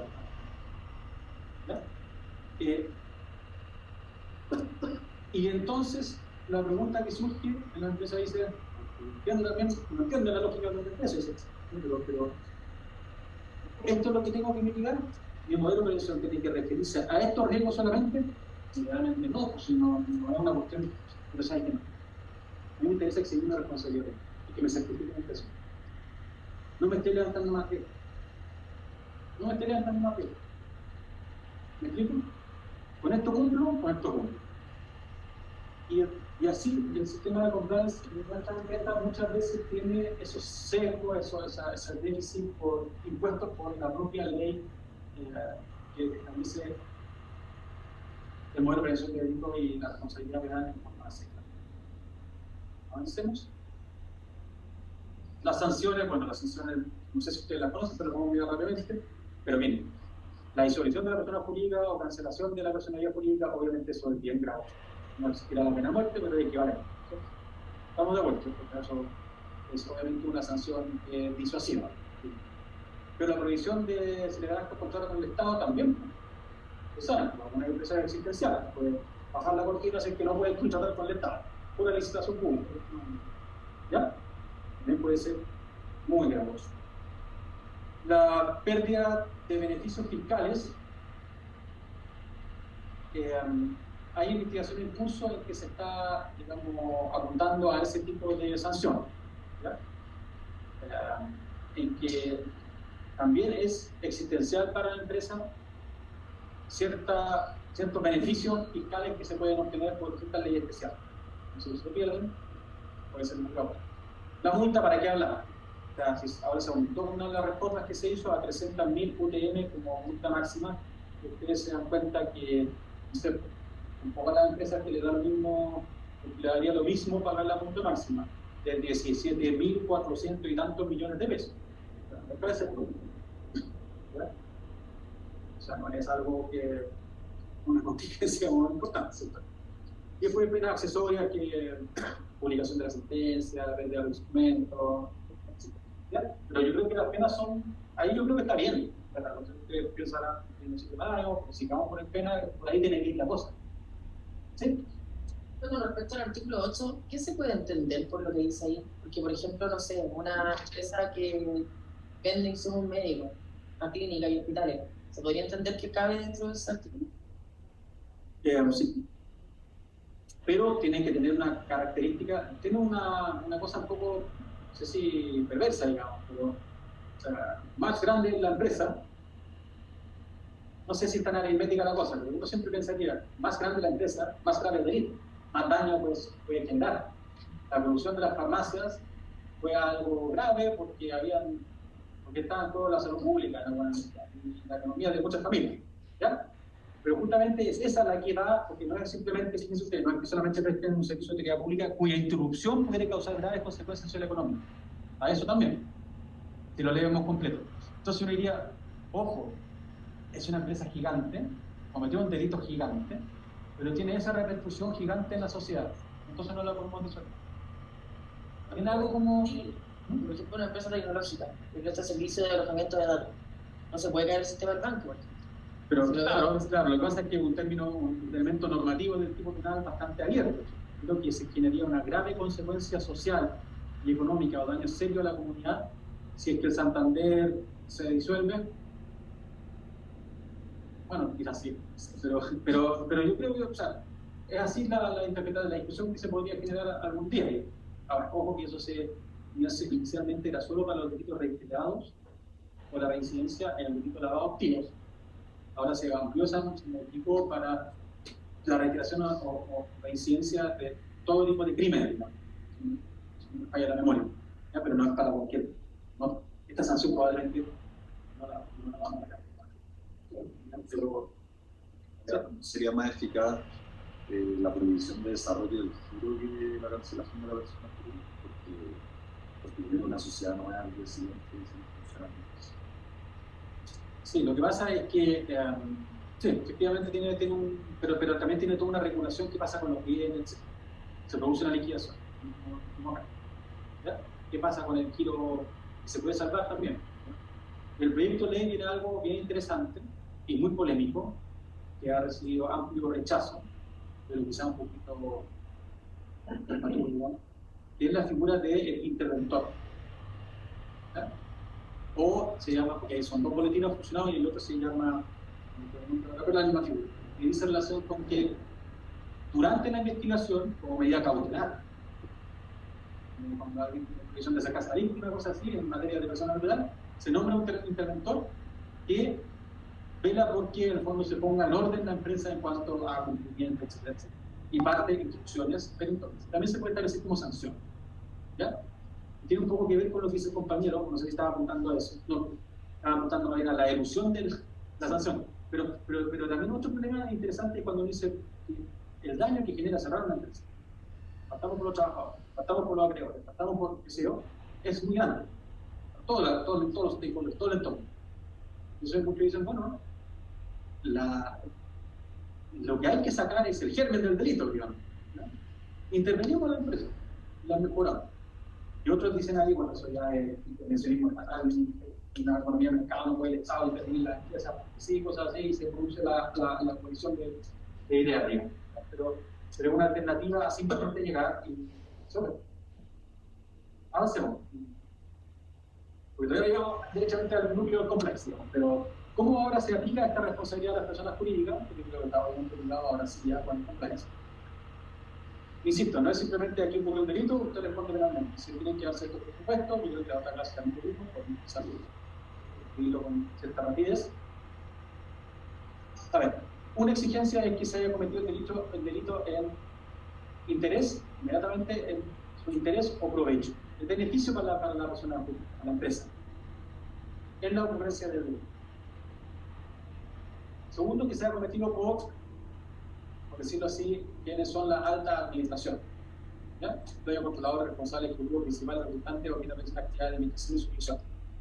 Pero también se incluye, y por eso el modelo de prevención tiene que mitigar riesgos de todos los trabajadores, con un principio de cierta precaución, a las que están bajo la dirección o supervisión directa de alguno de los sujetos mencionados. Y algunos, por cierta razón, dicen, no dice bajo una dirección o bajo una dirección o supervisión inmediata, sino que directa, en una línea directa. Lo que en el fondo permea toda la compañía. Sobre todo si estamos hablando de alguien que realiza actividades de administración. La pregunta es quién queda afuera con este segundo nivel. ¿Ya? Con todo respeto también, con una auxiliar también, donde todos están bajo así funciona la empresa. ¿Ya? Es interesante porque existen otros modelos, como el de Estados Unidos, que tienden a pensar, no, la persona jurídica responde por lo que hace lo que uno podría decir como su alter ego. ¿Ah? Que es la administración, por la alta administración. Ellos son los que manifiestan la voluntad de la persona pública. Eso es como que lo hiciera la persona pública. Ahí por eso queremos ser responsables de la persona jurídica, porque alguien es la persona jurídica en carne y hueso. y se mantiene la imputación entonces a ese nivel alto, y el nivel bajo no se responde. Porque eso no es un sujeto independiente, se responde por sus hechos. En nuestro sistema no está explícitamente señalado, pero en el fondo se responde así. Es un modelo, una forma de entender el problema un poco. Y ahora viene el punto. Eso no solamente cuando ocurra un delito y esto beneficia a la persona jurídica, o eche al funcionario público para que me diera el repiso, claramente eso cede en beneficio de la persona jurídica, sino que sí y solo sí la persona jurídica ha incumplido sus deberes de dirección y supervisión. Esa es la palabra clave. Cumplir o no cumplir los deberes de dirección y supervisión. Más aún, no simplemente incumplir los deberes de dirección y supervisión, sino que, ojo con esto, que el delito sea consecuencia de haber incumplido los deberes de dirección y supervisión. No sé si lo que ustedes lo llama al tiro de una restricción, digamos. Y si no cumplí con mis deberes de dirección y supervisión, pero el delito no fue consecuencia de haber incumplido los deberes, en lugar no hay responsabilidad de ellos. La pregunta del millón es: ¿cómo cumplo yo mis deberes de dirección y supervisión que están ahí establecidos o negociados en el artículo 3? Bueno, en el artículo 4 lo explico. A través de la implementación de un modelo de prevención. ¿Se entiende el esquema? Este es el esquema. A uno le parece súper lógico y razonable, pero no tiene por qué ser así. El proyecto de ley, no tengo aquí un puntero, ¿no? El proyecto de ley de delito económico elimina esto. El primer requisito vuela, desaparece. Y eso hace un cambio ya así estratosférico. ¿Se responde por el delito? Sea que lo beneficie, sea que no lo beneficie. Por el único delito que usted no responde, obvio, es aquel que va exclusivamente en su contra. Porque lo que digo, usted va a ser el querellante en esa causa, va a presentar una querella contra sus trabajadores que le robaron todo. ¿Ya? Pero ya no tiene que ceder el interés o beneficio. Y eso es que uno, como que en estos años lo asumió como algo lógico, en el modelo de prevención, entonces el riesgo penal se levanta así. Se ven los procesos, cuál es el riesgo penal, y eso puede ceder el interés o provecho de una empresa. No, no es un riesgo de interés. Eso, si se aprueba el proyecto de ley, cambiaría, pero así radicalmente. ¿Tendrá alguna justificación hacia el final? Vamos a ver el proyecto de ley, vamos a ver si eso es justificable o no. A mí me parece que sí. Eso ha levantado una popularidad bien importante en los foros, en los gremios, en la SOCOPA, en la CPC, y participamos en esa conversación, y eso es lo que dice el CEP. Puedo responder por toda clase de delito, aunque no tenga ningún motivo. Es uno de los puntos bien discutidos. Vamos entonces ahora, pero aquí no se alcanza a ver bien, vamos para que se vea lo que salga. Bueno, ustedes lo tienen también en su todos los mandatos. El sistema de prevención jurídica es lo mismo que siempre. Tiene una mención, por decirlo así, indirecta y otra directa. La indirecta está en el inciso primero del artículo 3 cuando habla de los deberes de dirección. Eso es lo que debe, por decirlo así, cumplir la empresa. Los deberes de dirección. Ahí está mencionado indirectamente. ¿Dónde está mencionado directamente? Es en la descripción central que hace el artículo 4. ¿Qué es lo que debe incluir un modelo de prevención de delito? En la teoría, que se llama en la literatura, no en el ámbito penal, ¿no? Sino que en la literatura sobre sociedad, etcétera, compliance y tal, está ultra descrito. ¿Qué es lo que debe incluir un modelo de prevención de delito? No, ahí Chile no está reinventando la rueda. Sigue las mejores prácticas comparadas. Pero esto se plasma en nuestro artículo 4 de la siguiente manera: la asignación de un encargado de prevención, la definición de los medios facultados del encargado de prevención, el establecimiento de un sistema de prevención único y la supervisión y pues también la certificación del sistema de prevención de delito. En el estricto rigor, si uno cumple con eso, ¿qué es lo que hace? ¿Uno cumple con eso? Sí. Eso. Cumple con los deberes de dirección de seguridad. ¿Estamos de acuerdo? Esa es la consecuencia normativa. Y lo tienen esto, cumple con esto, no hay responsabilidad. Pero nos damos cuenta que Si lo vemos así nomás, es ultra etéreo, significa todo. O sea, lo más concreto es el mercado de prevención. Pero, ¿dónde está aquí el procedimiento, la materia de bueno, ahora con el 13? Esto se especifica en la ley, pero en términos bien gruesos. Eso es lo que le quería graficar, en términos bien gruesos. O sea, el contenido concreto de este modelo de prevención de delito está esbozado acá. No solamente con lo que estoy indicando acá, con algún detalle más. Bueno, sigue siendo bien grueso. Sí, sí. Me confundí un poco en el tema del encargado de prevención y el oficial de cumplimiento. Entonces, ¿no son lo mismo? No, lo que pasa es que uno normalmente ocupa ese término como indistintamente, ¿cierto? Si lo traduce del Intel Compliance Officer, se dice pero la ley habla de encargado de prevención, ¿ya? Y en otros contextos se habla de oficial de cumplimiento, ¿ya? En la ley de la guardia. Pero básicamente es la persona que tiene que señalar, implementar y darle mejora continua, tener otras funciones secundarias a un modelo de prevención, sea un concepto genérico, sea para todos los ámbitos, digamos, del ordenamiento. Uno puede llamar de una manera u otra. No, o sea, no es que uno podría tener un encargado de prevención y un oficial de cumplimiento. La pregunta de fondo, claro, la pregunta de fondo es, ¿podemos funcionar todo eso en una sola persona? Vamos a ver ahora las características del encargado de prevención y una de las preguntas. ¿Podemos externalizar? ¿Qué tanto personal tiene que una gerencia? ¿No? Pero aquí se llama encargado de prevención de delito.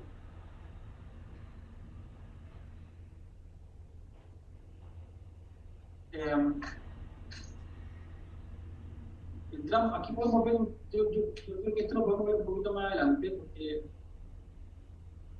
veamos aquí lo que me interesa en la segunda parte, porque el compañero ya lo planteó, lo podemos explicar ahora en forma concreta. La pregunta es la siguiente: ¿qué es lo que se establece como modelo de prevención en nuestra ley 2021? ¿Qué es ese artículo 3 y el artículo 4? Ya hemos anticipado algo el punto de vista teórico, ¿sí? Es una forma de autorregulación tendiente al cumplimiento legal. Entonces, esos dos elementos ya lo hemos hablado antes, ¿ya? Uno es autorregulación. El artículo 4 lo define como quiere en su contenido. Y otro es un sistema de compliance en el sentido de que, o sea, porque uno piensa compliance, cumplimiento con la ley, uno diría, ¿cuál es la novedad? Desde que existen leyes, no existe compliance, nosotros tenemos que cumplir con las leyes. ¿Cuál es el chiste de compliance como un término específico y moderno? Es que se trata de explicitar el cumplimiento legal, no simplemente, no, si sé que no debo cometer delito, sino que me establezco ciertas reglas, etcétera, principios, códigos, etcétera. Y por otro lado, es someter eso a un modelo de organización.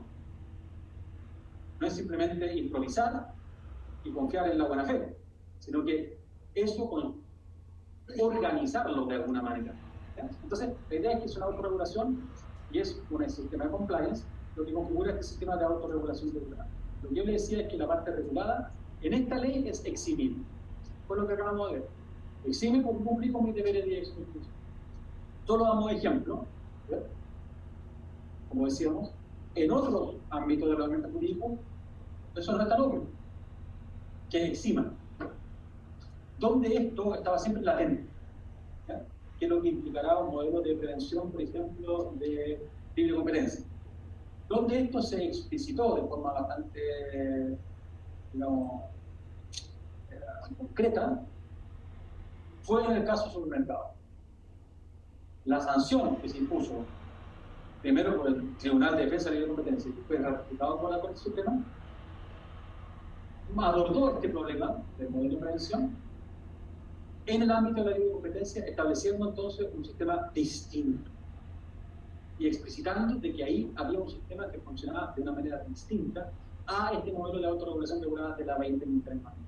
Fíjense ustedes lo siguiente. La sentencia del Tribunal de Defensa de la Competencia, que tiene sus años, ¿no? ¿Se acuerdan cuando salió el fallo de la Suprema? Hubo alto revuelo, los supermercados todos salieron a hacer declaraciones, qué sé yo, pero el primer fallo era anterior, era el del Tribunal, después vino el fallo de la Suprema. El fallo, de primera instancia, dijo que un modelo de prevención de ilícitos anticompetitivos podía eximir de responsabilidad administrativa en ese contexto. en la medida, como dice ahí, en el resumen, que esté correctamente implementado. Todos dijeron, es lo mismo, establece la 20.393. Yo diría más, muchos dijeron, es lo razonable.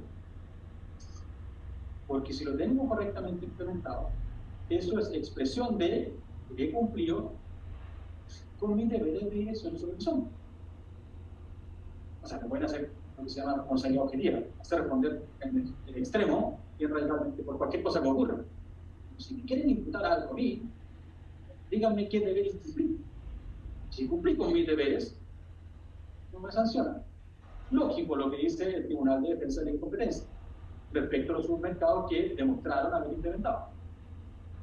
Gran vuelco, el año 2019, la Corte Suprema dice que no puede operar como excelente responsabilidad penal y trata de sacarse un poco el problema diciendo, en primer lugar, por una razón positiva, decimos en derecho, pero práctica, porque no está señalado expresamente en el derecho de eso. La Corte Suprema dice, no me venga con el sistema de la 20.393, están estudiando. Porque ahí se dice expresamente cuál es la función del modelo de prevención de delito. En la ley de competencia, donde dice que el modelo es. Lo único que puede generar en este contexto es que si está correctamente implementado, opera como una ley.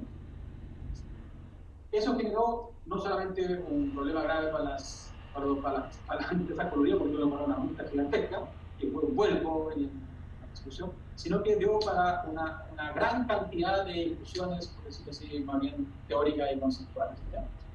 Ahí no se los transcribí, digamos, pero probablemente lo van a ver cuando vean conferencia libre de competencia, solamente para mostrarle el modelo vuelco.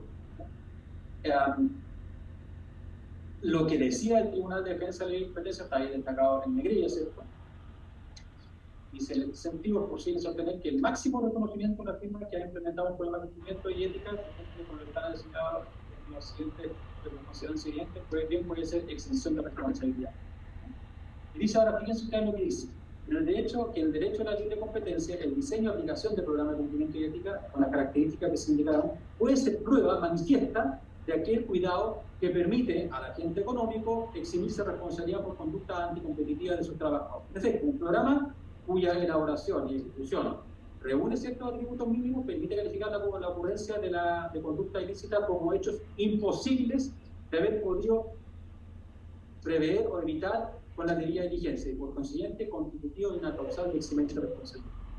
¿Les hace sentido eso? Está diciendo, si ocurre una conducta ilícita, pero usted implementó, es algo imposible de haber podido prevenir o evitar. Entonces se exime de responsabilidad. ¿Sí? Lo que pasa es que esto al final, que sea eximente, que sea, como dijera, en realidad, que tenga la responsabilidad, depende algo del campo de la actuación, o sea, de donde gestiona la empresa, o no, o sea, en relación con el decreto de ley 211, sí, en realidad, se habla de un si no me equivoco, sencillamente se está dando el ejemplo de hace por el decreto de ley 211, sino que la 20.93, claro, se implica no, por lo que se decía en COPECA, no, lo que se decía es que no se había implementado correctamente. Eso es lo que dice. Vamos a ir considerando después de COPECA, pero lo que se decía es que no se había implementado correctamente. Y se hizo una revisión del artículo 4, punto por punto, a ver si se había cumplido o no se había cumplido, y se llegó a la conclusión de que solamente el diseño de un modelo de prevención no es lo mismo que su implementación. Claro, pero en efecto yo decía que no se puede la exención de responsabilidad tan establecida en la ley. Eso es lo que dice vamos a ver ahora la cuestión de la casa, pero no en la casa. Veamos un tiro después de la pausa, un tiro y lo vemos, porque es bien relevante. Entre otras cosas, por una cuestión que comprenderán, si no entienden. Es una empresa, en último término, por seguridad jurídica, no tienen que saber cuál es el marco en que se puede sortear. En este contexto, hasta lo que hemos visto acá, el Tribunal de Defensa de Libre Competencia dijo es lo mismo que la 20.391. Usted no puede evitar lo inevitable, ¿ya? Pero, fíjense usted,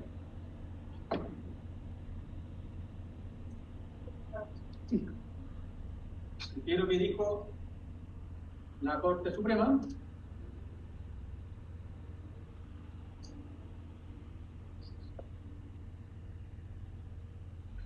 Un programa de cumplimiento no puede erigirse como una excelente responsabilidad, puesto que ello enfrenta un obstáculo de índole normativa. Pero esto es el fallo de su mercado, no del contexto. En efecto, las eximentes de responsabilidad están expresamente reguladas en la ley. Y en este caso, un código de buenas prácticas no está contemplado en el decreto ley 211 como productor de dicho efecto. Y sigue más adelante, dice, no es posible que estos sentenciadores apliquen como eximente circunstancias que no están expresamente previstas por el legislador. En cuanto a atenuante, como acertadamente viene suelto, un plan de cumplimiento completo, real y serio exige un examen también desde un punto de vista de su efectividad. Y lo que hizo la Corte Suprema es que aquí yo, aún, si me permiten la simplificación, aunque yo quisiera, no lo puedo aplicar como eximente de responsabilidad en ámbito de competencia. La gran duda, y ahí entramos a último nivel como de más profundidad, es si esto que dice la Corte Suprema tiene sentido. Los profesores de libre competencia normalmente tienden a, no sé si tienen, pero hay definitivamente hartas voces que dicen, esto está bien, ¿no? Lo máximo que le puede ofrecer el Estado a alguien que en cuya actividad se comete un delito es rebajarle la sanción, no puede eximirlo. Y también dicen, eso efectivamente no está regulado en el decreto de ley 211. Por ejemplo, ¿qué es lo que está regulado en el decreto de ley 211? Lo saben, ¿cierto? La relación compensada. Si yo cometí un ilícito, pero si me acojo a un sistema de relación compensada, me exime el deber de responsabilidad por ese ilícito cometido. Toda una regulación. Pero esto, al no estar regulado, no se puede aplicar como eximente. La pregunta del millón es, ¿tiene sentido eso? No sé lo que ustedes piensan a todo esto.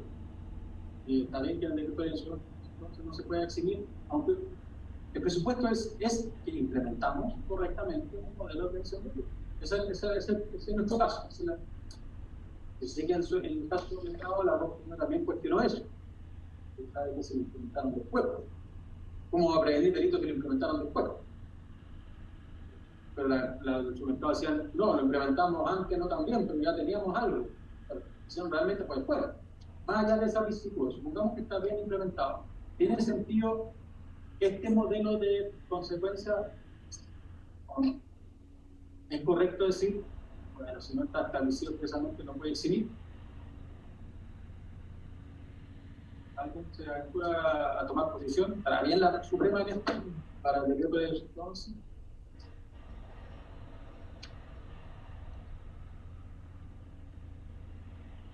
Probablemente una posible solución es sostener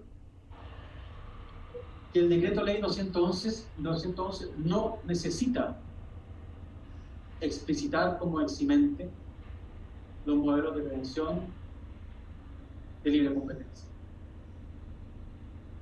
Porque lo que en estricto rigor hace el modelo de prevención de delito en materia penal, y estructuralmente lo mismo en libre competencia, no es eliminar como eximente de responsabilidad, por decirlo así, la culpabilidad por el ilícito cometido, sino que lo que hace, lo que se maneja en el derecho penal, es eliminar derechamente la tipicidad de la conducta.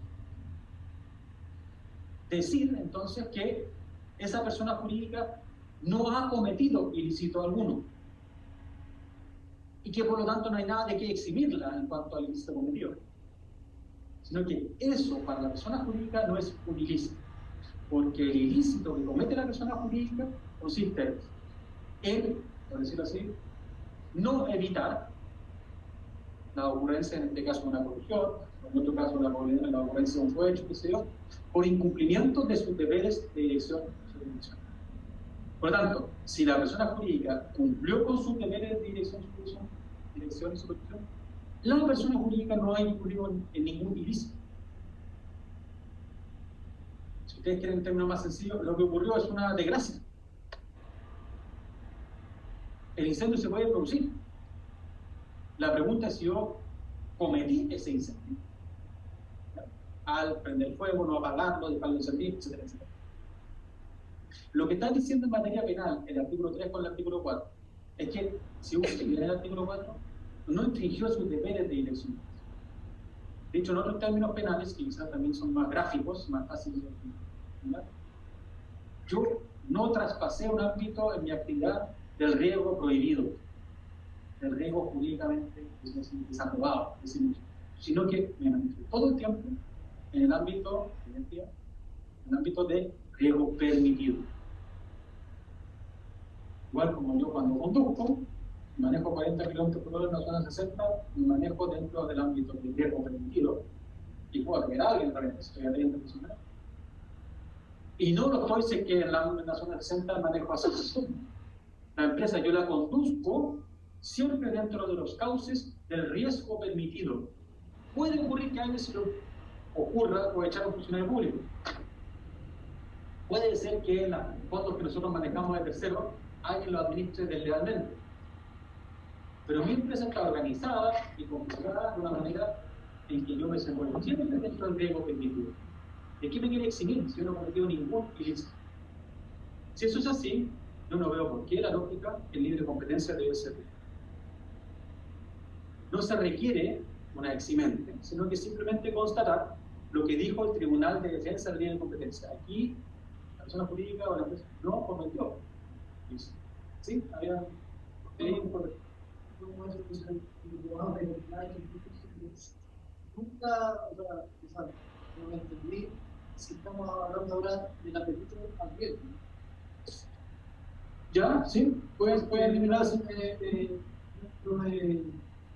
De lo que hace la directriz de la empresa, es obviamente levantar el comité de riesgo, identificar sus riesgos, todo el resto, y ver hasta cuánto toleran dentro de una graduación un cierto riesgo. Y ese riesgo lo compara con el nivel, por ejemplo, de ganancias que puede tener una empresa, y si le sale más barato pagar la multa iniciada con mi giro, no se lo hacemos. No sé si esa es la idea.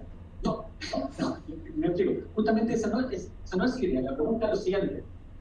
Ustedes han repetido el riesgo y esa, por pesar factores favorables, desfavorables, etc. Todavía no lo ha contrastado con nada jurídico. ¿Ya? Usted con ese, atención, tengo que lo define previamente para desarrollar sus actividades, establecer los controles, acorde a eso. Todavía no dice nada si eso pasa a ser el incumplimiento de ciertos deberes de dirección de o no. Es aquí no es el mundo todavía. Para simplificarlo. El punto es que la Corte Suprema acá, y usted me puede decir, bueno, pero que si lo que es sí. Bueno. Pero lo que dice la Corte Suprema dice, mire, si estoy definiendo eso y no ha incumplido ningún deber de dirección de supervisión, no ha incumplido ningún deber, yo lo hago responsable y la tengo a la licencia. Eso no conversa, no pasa. Porque yo, si es que uno puede discutir si el lo debería o no, uno lo puede discutir, sobre todo porque estamos en un sistema de autorregulación, ¿cierto? Y yo defino. Así de fácil, uno se va al máximo de riesgo y asume que las multas siempre son inferiores al beneficio que tengo, y mi autorregulación, esa autorregulación que se actúa de deberes de dirección de la persona está partiendo de otra premisa, seguro que hay que no ver eso. Lo que yo estoy afirmando es que, aun cuando usted hubiese cumplido los deberes de su institución, yo no lo puedo eximir. Y eso está mal si es que uno entiende que eso conlleva no una eximente, sino que simplemente no haber incurrido en ningún ilícito en esa definición de la riesgo, digamos, y el haber desarrollado sus actividades con determinados controles, eliminando ciertos riesgos que son con determinados controles. Está dentro del ámbito de lo permitido. ¿Ya? ¿Sí? El artículo 4 dice que las personas jurídicas podrán implementar un modelo de prevención de delitos. Después el artículo 6 con la agravante, incluye como agravante el no tener un modelo de prevención de delitos. Entonces, al final, ¿por qué se optó por esta? O sea, no se fue a algo más restrictivo, es decir, por último, un agravante, no obligatorio, pero la pregunta que nos surge, antes de ir a directamente entrar a los elementos que establece el artículo 4, es, entonces, ¿qué función cumple, sobre todo si es lo que ya señalaba a continuación, lo que dijo el compañero, que el artículo 4 dice que las personas jurídicas podrán implementar este artículo 4? Probablemente eso causa un cierto escozor al comienzo, porque dice, ¿cómo va a ser facultativo, digamos? La respuesta más plausible sobre eso es decir, usted lo que tiene que hacer es cumplir con los deberes de dirección y supervisión del artículo 3. Ese es el presupuesto para imputar a la persona jurídica. Lo mismo, que alguien cometa un delito, que eso sea en beneficio de interés, que no haya cumplido con los deberes de dirección y supervisión. Eso es lo que exige la ley. ¿Cómo usted cumple los deberes de dirección y supervisión? Usted verá. Autorregúlese como quiera para cumplir los deberes de dirección y supervisión. Quizá a usted se le ocurra algo mucho mejor que un modelo de prevención de delitos. Quizá a usted se le ocurra algo mucho mejor que el artículo 4. Quizá usted reinventa la rama. En la práctica todos sabemos que, si nos dedicamos a este tema, que no hay otra forma de hacerlo, porque son las mejores prácticas. Esa es la forma que se mitiga la forma más eficaz posible los riesgos penales. ¿Ya? Pero si usted quiere, hágalo de otra manera, porque lo que yo le estoy pidiendo es que cumpla con los deberes de dirección y supervisión. No que establezca este modelo. Usted podrá aplicar este modelo. Si tiene otro mejor, aplique otro. A mí lo que me interesa, Estado, es que usted cumpla con los deberes de dirección y supervisión. Solo ahí esa autorregulación tiene como una parte regulada, eximente. Eximente, insisto ahora, mal dicha, mal conceptualizada, porque en realidad usted no cometió ningún ilícito, se cumplió con su deber. ¿Ya? Pero eso es lo que para el ámbito de la ley de competencia niega la Corte Suprema. Ustedes van a tener una clase sobre eso. ¿Ya?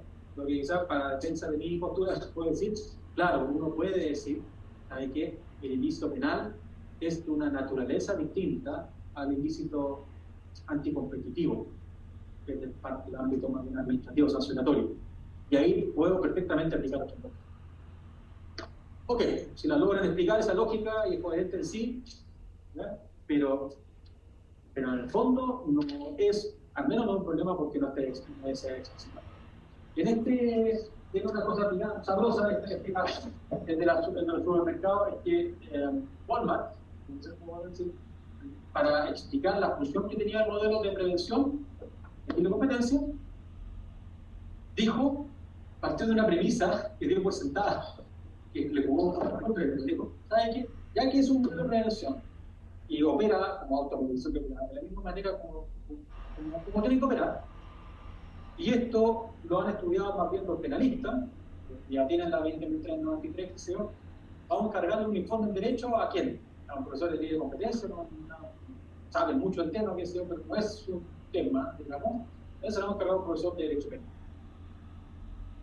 Y ahí está subido, porque ustedes saben que todos los informes se suben, ¿lo han visto? En la Fiscalía Nacional Económica o en la página del tribunal. Uno pone todo un informe, ¿sabes? Son cosas bien útiles, interesantes, uno aprende los problemas más sectoriales. Y lo que realmente va a dar Héctor Hernández. Y Héctor Hernández, bueno, yo voy a decir lo obvio. Si un modelo bien implementado no implica ningún deber, no entendería por qué lo podrían sancionar. Y eso es lo mismo que en penal. Sí, el ilícito es distinto porque una corrupción. Sí, y estableció ese informe. Ahí se puede, si ustedes quisieran algún día comenzar esto, partir lo pueden leer. ¿Cómo razonó él? La Suprema le dice, ¿sabe que señor Hernández usted dedica a hacer lo que pastelera esos pasteles? Esto acá no está expresamente regulado, lo que ya viste. Y por lo tanto se estableció una forma de concebir y de darle efecto al modelo de prevención bien distinto a lo que vamos a ver en el artículo 3. Vamos ahora al nombramiento, estamos un poquito antes, pero para entrar ya, cerrar el capítulo y entrar ahora a cada uno de los elementos del modelo, porque a las 12 hacemos una pausa, ¿no? Lo adelantamos un poco la tinca y hacemos no, que llega algo para afuera, ¿no? Ya está. ¿Podría contestar el Yo no tengo problemas de iniciar esta segunda parte ahora y hacemos la pausa en 10 minutos. pasamos la pausa ahora y para no y pasemos el corte y para que entramos ahora tranquilo que es un evento de información. Entonces hagamos la pausa ahora y volvemos en 13. ¿Son cuántos?